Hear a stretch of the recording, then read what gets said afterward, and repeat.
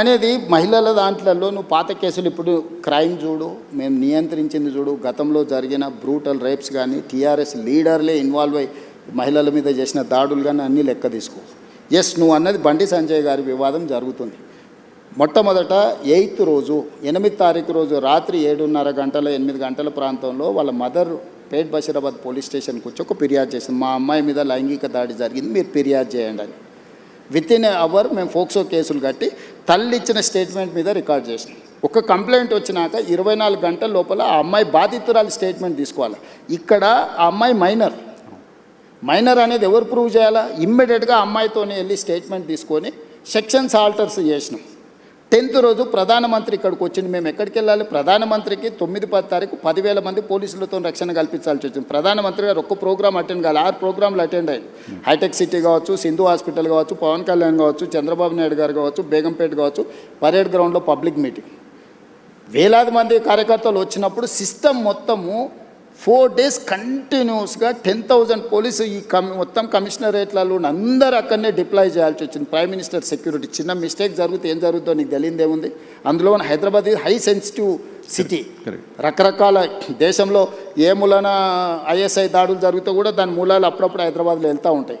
So ప్రధానమంత్రి పర్యటనను చాలా సీరియస్గా తీసుకొని 10th రోజు 11th పొద్దున్నే ఇమ్మీడియట్గా సెక్షన్స్ ఆర్డర్స్ వేసి ఇమ్మీడియట్గా వాళ్ళ ఇంటికి వెళ్ళి నోటీస్ ఇచ్చినాం. ఇప్పుడు దాంట్లో అమ్మాయి డేట్ ఆఫ్ బర్త్ ఇష్యూస్ మీద 2 రకాల ఆరోపణలు ఉన్నాయి.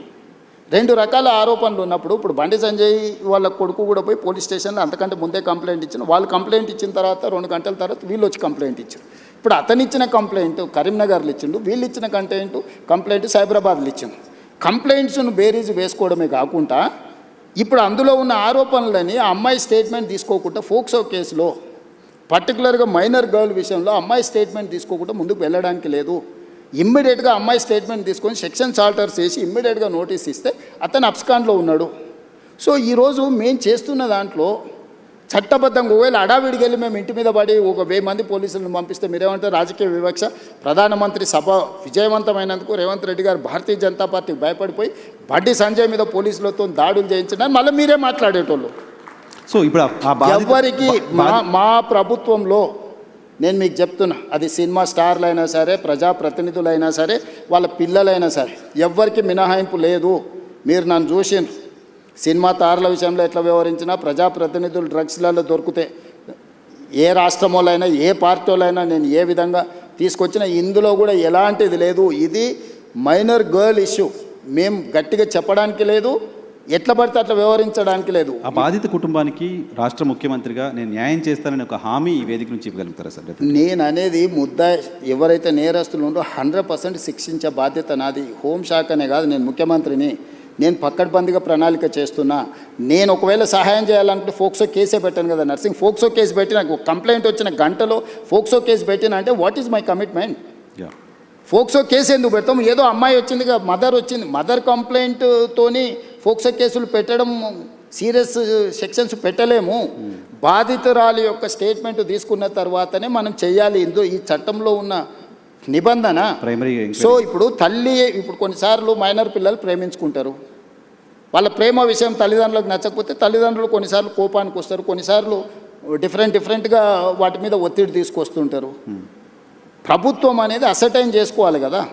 దట్టు ఒక ప్రధానమంత్రి వచ్చే ముందల వచ్చిన 2 ఫిర్యాదులు, అక్కడనేమో హానీ ట్రాప్ అని బండి సంజయ్ కుటుంబం కేసు పెట్టింది, ఇక్కడేమో మైనర్ అమ్మాయి మీద లైంగిక దాడి జరిగిందని వీళ్ళు కేసు పెట్టారు. రెండింటిని పరిశీలించడానికి పోలీసులకు కనీసం 24 గంటలని పడితే వాళ్ళు ఇచ్చింది రాత్రిపూట. ఒక ఆయన 8 తారీఖు 5 గంటలకు ఇస్తే ఇంకొకరు 8 తారీఖు 9 గంటలకు ఇచ్చిండు. 9 తారీఖు నాడు ఎంబడే మేము రంగంలో దిగి పోలీసులు మొత్తం తీసుకొని మొత్తం స్టేట్మెంట్స్ రికార్డ్ చేసి సెక్షన్స్ ఆల్టర్ చేసిన 9 తారీఖు.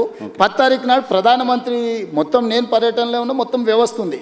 11 పొద్దున్నే నేను సమీక్ష చేసి ఒక ఉమెన్ ఐపీఎస్ ఆఫీసర్ని అపాయింట్ చేసి కంప్లీట్గా డీటెయిల్ చేసి సెక్షన్స్ ఆల్టర్ చేసి బండి సంజయ్ ఇంటికే కాదు, బండి సంజయ్ బావమర్ది ఇంటికి ఢిల్లీలో కూడా అందరినీ 5 పోలీస్ టీంలను ఈరోజు పంపించినాం. ఎక్కడన్నా ప్రభుత్వం కేసుని ఏమైనా డైల్యూట్ చేసిందా? ఇప్పుడు కొడుకు నేరం చేస్తే తండ్రిని అరెస్ట్ చేస్తారా? నువ్వు చెప్పు. ఇట్లాంటి కేసులలో ఇప్పుడు కొడుకు ఏదైనా తప్పు చేసిండు అంటే బండి సంజయ్ని అరెస్ట్ చేయాలా? ఏం కోరుకుంటుండ్రు? ఇప్పుడు బండి సంజయ్కి బీఆర్ఎస్ వాళ్ళకు పొసగలేదా, పొసిగిందా, ఎక్కడైనా తేడా వచ్చిందా, ఇవన్నీ నేను చెప్పలేను. కానీ ఆర్ఎస్ ప్రవీణ్ కుమార్ గారు వాలంటీర్ రిటైర్మెంట్ తీసుకున్న ఆఫీసర్, ఆయనే ఇన్వెస్టిగేటింగ్ ఆఫీసర్ అనుకుంటా. ఆయన ఐపీఎస్ కాదు, ఇప్పుడు is no more IPS officer. ఆయన రిటైర్ ఆయన అయిపోయింది. allegation- ఓ గడీలకు వ్యతిరేకంగా కొట్లాడుతున్నాడు. ఇప్పుడు ఆ గడీల దగ్గరనే గులాంగిరి ఆయన చేస్తున్నాడు. అలిగేషన్ పోలీసులు బెదిరిస్తున్నారు బాధిత కుటుంబాన్ని అని ప్రవీణ్ ఎవరికి కుమార్ అవసరం గారు ఉందా? పోలీసు బెదిరిస్తే కేసు ఎందుకు కడతాము? ఇప్పుడు ఇది మినిమం లాజిక్.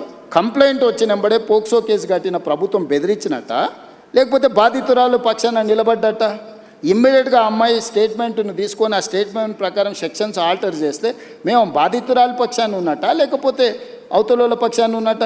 ఇప్పుడు వీళ్ళ ప్రాబ్లము కేటీఆర్ గారికి, ప్రవీణ్ కుమార్ గారికి, బండి సంజయ్కి పంచాయతీ ఉండొచ్చు.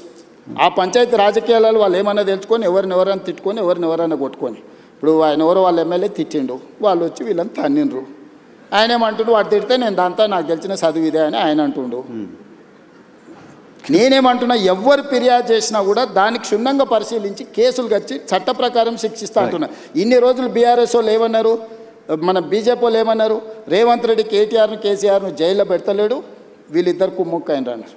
ఇప్పుడు బీఆర్ఎస్ వాళ్ళు ఏమంటున్నారు, రేవంత్ రెడ్డి బీజేపీ వాళ్ళు కుమ్ముక్కైనరు, బండి సంజయ్ని జైల్లో పెడతలేడు. కాపాడుతున్నారు మీరే అనే విమర్శ. ఇప్పుడు కేటీఆర్కి సంబంధించిన కేసులు ఉంటే పద్ధతి ప్రకారం విచారణ ఛార్జ్ షీట్లు ఫ్లైన్ చేసినాం. ఏసీబీ ఇప్పుడు నోటీస్ ఇచ్చింది కదా. నేను ఎవరి పట్ల, బీఆర్ఎస్ అయినా బీజేపీ అయినా ఎంఐఎం అయినా ఇంకో రాజకీయ పార్టీ ఏదైనా, నా పార్టీలో ఉన్న వాళ్ళనైనా చట్ట ప్రకారం విచారణ చేసి, ఇది పిల్లల భవిష్యత్తుకు సంబంధించింది. వైఎన్ఆర్ నేను క్లియర్గా ఇంపార్టెంట్ ఇష్యూ సార్, ఇది పిల్లలకు సంబంధించి భవిష్యత్తుకు సంబంధించింది. ఏ చిన్న మిస్టేక్ విచారణలో ప్రభుత్వం చేసినా ఆ పిల్లల జీవితాలు పూర్తిగా దెబ్బతింటాయి. అది అమ్మాయి కావచ్చు, అబ్బాయి కావచ్చు. ఇప్పుడు ఆ అమ్మాయికి సంబంధించి 2 డేట్ ఆఫ్ బర్త్లు 2 సర్టిఫికెట్లు ఉన్నాయని వాళ్ళకు ఫిర్యాదు చేశారు. నేను అసర్టైన్ చేసుకోవాలి కదా, ఇప్పుడు ఆ స్కూల్కి వెళ్ళాలన్నా, 10th క్లాస్ సర్టిఫికేట్ తీసుకోవాలన్నా, ఆ అమ్మాయి ఏ హాస్పిటల్లో జన్మించిందో హాస్పిటల్ నుంచి బర్త్ సర్టిఫికేట్ తీసుకోవాలన్నా, ఆ అమ్మాయికి సంబంధించిన ఆధార్ కార్డు తీసుకోవాలన్నా, ఈ 3 రకాల సర్టిఫికెట్లు సేకరించాలంటే పోలీసుల కనీసం 24 గంటలు పట్టదా? ఆ అమ్మాయి చదువుకున్న స్కూల్ ఎక్కడుందో ఫస్ట్ మేము కనుక్కోవాలన్నా, ఆ అమ్మాయి ఆధార్ కార్డు ఎక్కడుందో తీసుకోవాలన్నా, ఆ అమ్మాయి ఏ హాస్పిటల్లో జన్మించిందో వివరాలు సేకరించాలన్నా, ఇవన్నీ తీసుకోకుండా నేను ఎట్లా ఒకవేళ కేసు కట్టింది అనుకో, రేపు ఒకవేళ ఇప్పుడు వాళ్ళు చెప్తున్నాడు వాళ్ళ దగ్గర ఏదైనా ఆధారం ఉందనుకో, అమ్మాయి మేజర్ అని, నువ్వేమంటావు? బండి సంజయ్ మీద పడక వాళ్ళ పిల్లగాని మీద రేవంత్ రెడ్డి రాజకీయంగా ఎదుర్కోలేక పిల్లగాన్ని అడ్డం పెట్టుకొని రాజకీయాలు చేస్తుండు. ఇప్పుడు ఒక రోజు లేట్ కావచ్చు ఆధారాలు సేకరించడం, శిక్ష నుంచి ఎవరు తప్పించుకోలేరు. ఆలస్యం అవుతుంది తప్ప ఆలస్యం కూడా వివరాలు సేకరించడానికి ఇది ఆలస్యం అని కూడా నేను అనట్లేదు. మేము ఇమ్మీడియట్గా నోటీస్ ఇచ్చినాం, ఇంటికి గోడ కతికిచ్చినాం, పోలీస్ టీంలను పంపించినాం, ఢిల్లీకి పంపించినాం. మేము అన్ని రకాల ప్రయత్నాలు చేస్తాం. మేము హార్ష్గా బిహేవ్ చేయలేము. నేను హార్ష్గా కేసీఆర్, నన్ను జైల్లో పెట్టిన కేసీఆర్ కుటుంబం పట్ల ఎప్పుడైనా హార్ష్గా వ్యవహరించినా? 28 నెలలు అయింది.